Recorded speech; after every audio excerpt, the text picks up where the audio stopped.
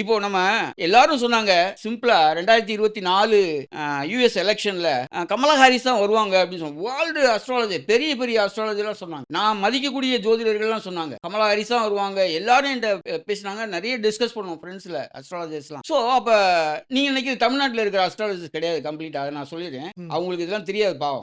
அந்த மாதிரி தான் இருக்கு நிலைமை இங்க. ஏன்னா கேவல விம்சோதரினா என்னன்னு தெரியாது. ஸோ அவங்கள்ட்ட நம்ம பேசி பிரயோஜனம். ஸோ அதையும் நம்ம ஞாபகத்தில். ஸோ எல்லாருமே வந்து கமலா ஹாரிஸ் தான் ஜெயிப்பாங்க அப்படின்னு சொல்லும்போது நான் மட்டும் இந்த இடத்துல டிஃபரெண்டா ரிசல்ட் சொல்றேன். மார்க் போனி இருக்காரு ஜீனியஸ் ஜெய்மினில. ஏன்னா இப்படி பெரிய பெரிய ஜோதிடர்கள்லாம் இருக்காங்க. அவங்க எல்லாம் என்ன சொல்றாங்க, இவங்க இருக்காங்க கோமிலா ஷட்டான் இருக்காங்க, பிவி நரசிம்மராவ் இருக்காரு, ஸோ சஞ்சய் ராத் இருக்காரு. ஸோ இந்தியாவில் பெரிய பெரிய ஜோசியர்கள் இவங்களாம் நான் மதிக்கக்கூடிய ஜோதிடர்கள். இவங்க எல்லாமே என்ன சொல்றாங்க, கமலா ஹாரிஸ் தான் வருவாங்க, கமலா ஹாரிஸ் தான் வருவாங்க. எனக்கு தூக்கி வாரி போறது. நான் வந்து வீடியோ போட்டேன் ட்ரம்ப் தான் வருவார் அப்படின்னு. ஏன்னா அவங்க எப்படி அப்ரோச் பண்ணாங்கன்னு எனக்கு தெரியாது.